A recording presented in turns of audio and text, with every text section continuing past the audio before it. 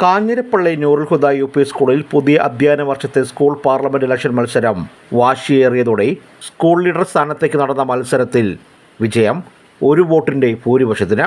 School ലീഡറായ Aisha Ajmal ഒരു വോട്ടിനാണ് തൊട്ടടുത്ത സ്ഥാനാർത്ഥിയായ മുഹമ്മദ് മുബീനെ തോൽപ്പിച്ചത്. ഐഷയ്ക്ക് 130 വോട്ടും മുബീന് 129 വോട്ടുമാണ് ലഭിച്ചത്. ആകെ 6 പേരാണ് സ്കൂൾ ലീഡർ സ്ഥാനത്തിനായി മത്സരരംഗത്ത് ഉണ്ടായിരുന്നത്.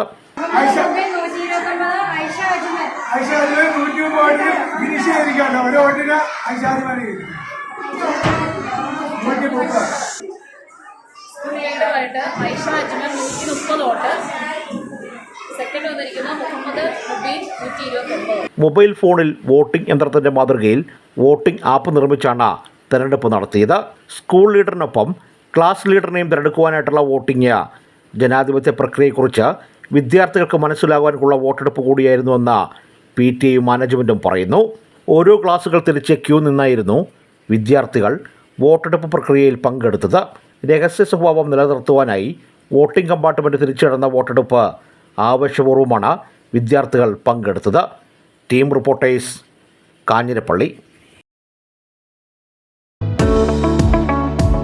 യൂണിവേഴ്സിറ്റി ഡിപ്ലോമ കോഴ്സസായ medical lab, MLT, diploma in radio imaging technology, first aid and health care, pharmacy assistant, operation theatre technology, OT, dialysis technician തുടങ്ങിയ കോഴ്സുകളിലേക്കുള്ള അഡ്മിഷൻ ആരംഭിച്ചിരിക്കുന്നു. തിയറി, പ്രാക്ടിക്കൽ ക്ലാസുകൾ സ്റ്റൈഫൻഡോടുകൂടി വിവിധ ആശുപത്രി പ്രാക്ടിക്കൽ സൗകര്യം, ഹോസ്റ്റൽ യാത്രാ കൺസെഷൻ, 200ഓളം ആശുപത്രികളിൽ പരിശീലന സൗകര്യവും ജോലിയും, പിന്നോക്കക്കാർക്ക് ഫീസ് ആനുകൂല്യവും നൽകുന്നതാണ്. അഡ്മിഷൻ ആരംഭിച്ചിരിക്കുന്നു.